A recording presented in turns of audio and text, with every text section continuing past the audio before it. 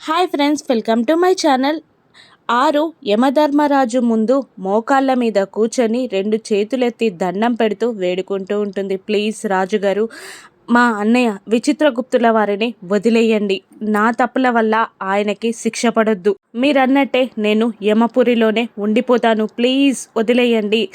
నా వల్ల మా అన్నయ్య శిక్ష పడడం నాకు ఇష్టం లేదు అని వేడుకుంటూ ఉంటుంది. ఇక ఆరు త్యాగానికి విచిత్రగుప్తుల వారి కళ్ళలో నీళ్లు తిరుగుతూ ఉంటాయి. చిత్రగుప్తుల వారు కూడా ఆనందంగా ఫీల్ అవుతూ ఉంటారు. యమధర్మరాజు కూడా ఆరు మంచితనానికి కరిగిపోయి యమభటులతో విచిత్రగుప్తుని వదిలేయమని చెప్తాడు. ఇక చిత్రగుప్తుల వారు మనసులో మానవుల్లో ఇంత మంచితనం కూడా ఉంటుందా అని అనుకుంటూ ఉంటాడు. ఇక విచిత్రగుప్తుల వారు ఆరు వైపు కృతజ్ఞతగా చూస్తారు. ఇక అందరూ వెళ్ళిపోయాక విచిత్రగుప్త ఆరుని, నా కోసం నువ్వు ఇలా చేయడం ఏంటి బాలిక అని అంటుండగా, నా కోసం మీరు ఎన్నో చేశారు, నాకు అండగా నిలబడ్డారు.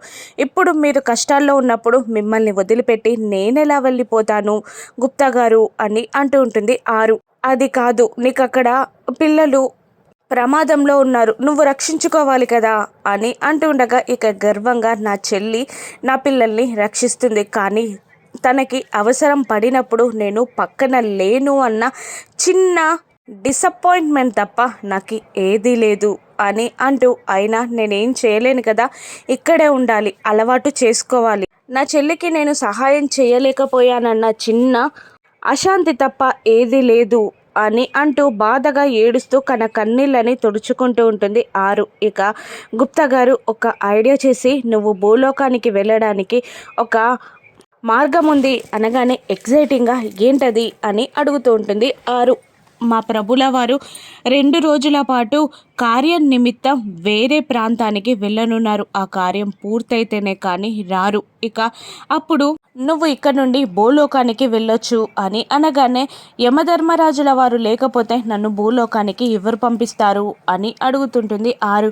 ఆ అధికారం చిత్రగుప్తుల వారికి ఉంటుంది అని గుప్తా గారు అనగానే, ఇంకా నయం, ఆ రాజుగారినైనా పొగడ్తలతో బురిడి కొట్టొచ్చు, కానీ అమ్మో చిత్రగుప్తుల వారు మహా మేధావి అని అనేస్తూ ఏం చెయ్యలేనట్టు ఆరు ఫీల్ అవుతూ ఉండగా, ఇక నా దగ్గర ఒక ఐడియా ఉంది అని అంటూ వివరిస్తూ ఉంటారు గుప్తావారు.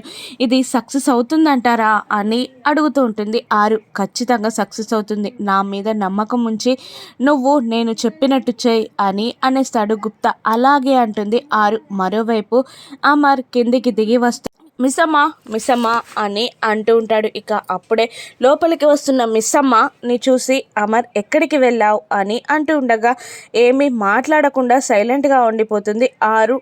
గుచ్చి మనోహరి రణ్వీర్లో కూర్చి ఆలోచిస్తున్న బాగి, ఏంటి ఏం మాట్లాడట్లేదు, ఒంట్లో బాలేదా అని అంటూ జ్వరం వచ్చిందేమో అని చెక్ చేస్తూ ఉంటాడు అమర్. కానీ ఏమీ కనబడదు. ఎక్కడికి వెళ్ళావు అని అడుగుతూ ఉంటాడు మళ్ళీ అమర్. ఏం లేదండి అని అంటుంటుంది బాగి. అప్పుడే అక్కడికి వచ్చిన మనోహరి ని చూసి, ఎక్కడికి వెళ్ళారు అని బాగి ప్రశ్నిస్తుంది. బయటికి వెళ్ళాం అని మనోహరి అనగానే, బయటికంటే ఎక్కడికి అని మళ్ళీ బాగి అంటుంటుంది. ఇక ఏంటి పొద్దుటి నుండి ఇవే ప్రశ్నలు. అప్పుడు అమర్ ఫోన్ చేసి రణ్వీర్తో అంజుని పంపించమని చెప్పాక కూడా నువ్వు అన్ని జాగ్రత్తలు అన్ని అనుమానాలు పడితే ఏమనుకుంటారు బయటివారు, అసలు అమర్ మీద మనకి నమ్మకం లేదనుకోరు అని అంటూ ఎక్కించి చెప్తూ ఉంటుంది అమర్కి బాగి పైన మనోహరి. ఇక సదాశివం గారు చెప్పింది పాప కోసమే కదా, అందులో తప్పేముంది అని అంటుంటారు సదాశివం గారు. అయినా అది తప్పే కదా అని అంటూ ఉంటుంది మనోహరి. అప్పుడు నిర్మలమ్మ గారు, ఇప్పుడు బాగి అలా చేస్తే నీకొచ్చిన నొప్పేంటి అని అనగానే మనసులో గులుక్కుంటూ ఉంటుంది మనోహరి, ఈ ముసలి వాళ్ళని అని అనుకుంటూ ఉంటుంది. ఇక అప్పుడే రణ్వీర్ అక్కడికి వస్తాడు. ఇక అంజు కూడా అక్కడికి వస్తుంది. షాపింగ్ కవర్స్ చూసి, చాలా కొనేసావు అంజు అని అంటూ రణ్వీర్తో, మా పాప ఇబ్బంది పెట్టిందా అని అడుగుతుండగా, లేదు, అయినా చాలా థ్యాంక్స్ అసలు అంజుకి నన్ను దగ్గరగా ఉండనిచ్చినందుకు అని అంటూ మిస్సమ్మకి సారీ చెప్తుంటారు. సారీ మిస్సమ్మ గారు, అసలు మీరు జాగ్రత్తలు చెప్తుంటే ఏదో అనుకున్నాను, కానీ భయంగా ఫోన్ చేస్తే మీకు అంజలిపై ఉన్న దిగులు ఇబ్బంది ప్రేమ అన్నీ అర్థమయ్యాయి అని అంటూ ఇంకా అమర్కి కోపం పైన ఆద్యం పోసినట్టు చేస్తాడు రణ్వీర్. ఇక అదేం లేదు అని అంటుంటుంది మిస్సమ్మ. మళ్ళీ మనోహరి ఫోన్ కూడా చేశావా? ఏమనుకుంటున్నావు అసలు? అంజు గూర్చి అమర్ జాగ్రత్తలు తీసుకోలేడు అనుకుంటున్నావా? నువ్వు అంతలా ఎందుకు ఓవర్ చేస్తున్నావు అని అంటూ ఇంకా చాడీలు చెప్తూ ఉంటుంది మనోహరి.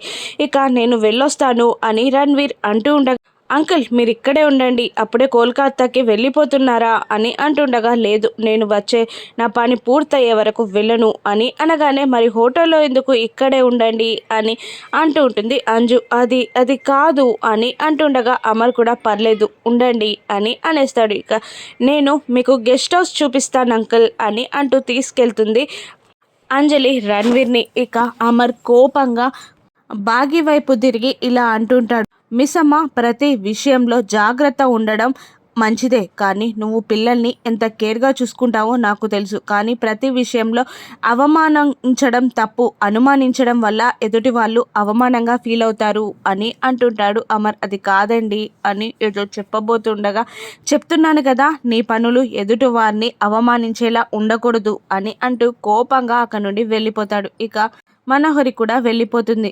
నువ్వేమీ ఆలోచించొద్దమ్మా, హాస్పిటల్కి వెళ్ళిన సంగతి కూడా అమర్కి చెప్పకు, లేదంటే వాడు ఇంకా కోప్పడతాడు, నువ్వు కాసేపు రెస్ట్ తీసుకో అని అంటూ పెద్దవాళ్ళు కూడా వెళ్ళమనగానే బాగి పైకి వెళ్ళిపోతుంది. ఇక షాపింగ్ బ్యాగ్స్ని చూసిన ముగ్గురు పిల్లలు అంజలితో మాట్లాడుతూ ఉండగా, మీరు నన్ను జెలస్గా ఫీల్ అవుతున్నారా అని అంటూ ఉంటుంది అంజు. ఇక షాపింగ్ చేసేటప్పుడు మేము గుర్తు రాలేదా అని పిల్లలు అడుగుతుండగా, గుర్తు రాలేదు, ఎందుకు నాకు హోంవర్క్ చేపిమన్నప్పుడు మీరు రాసిస్తారా ఏమైనా, అయినా మీకు ఒక సీక్రెట్ చెప్పాలి అని అనేస్తుంది. ఏంటది అని అంటుంటారు పిల్లలు ముగ్గురు. చెప్తే అది సీక్రెట్ ఎందుకు అవుతుంది అని అంజు అంటుండగా, మేమెవరికి చెప్పమే, చెప్పు అని అనేస్తారు ఆ పిల్లలు. ఇక నేను ఐస్ క్రీమ్ తిన్నాను, అప్పుడు నాకు దొక్కొచ్చింది, అప్పుడు హాస్పిటల్కి తీసుకెళ్లారు అని అంటూ అంజలి నెమ్మదిగా చెప్తుండగా, ఏంటి అని బాగి గట్టిగా అరుస్తుంది.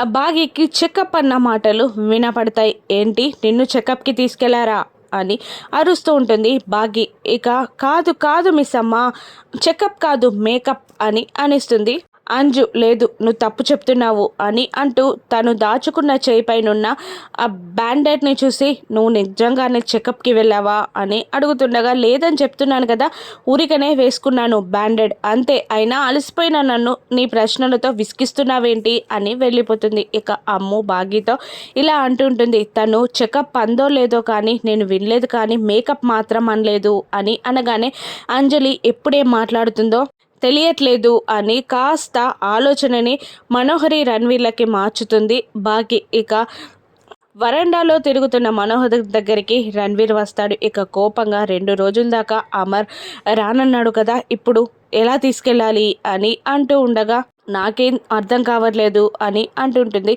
మనోహరి. ఇక ఒకవేళ కిడ్నాప్ చేస్తే అని అనేస్తాడు రణ్వీర్. అప్పుడు నువ్వు సిటీ కూడా దాటలేవు, నీ ముందు ఎంత సైన్యం ఉన్నా అందరినీ పడగొట్టి తన కూతుర్ని తీసుకొచ్చేసుకుంటాడు, తన భార్యని చంపి కూడా నేను ఇంకా పట్టుబడలేదంటే నేను మంచితనం అనే ముసుగు వేసుకున్నాను, కాబట్టి నువ్వు ఆ మంచితనం అనే ముసుగుతోనే అంజలిని తీసుకువెళ్ళిపోవాలి అని మనోహరి రణ్వీర్కి చెప్తుండగా, అక్కడే కోపంగా ఉన్న బాగిని చూసేస్తారు అందరూ. ఇప్పుడు బాగి వాళ్ళిద్దరిని ఏం చేస్తుంది, ఇక పిల్లల్ని రణ్వీర్ నుండి ఏ విధంగా కాపాడుతుందో రాను ఎపిసోడ్స్లో చూద్దాం. Thank you for watching.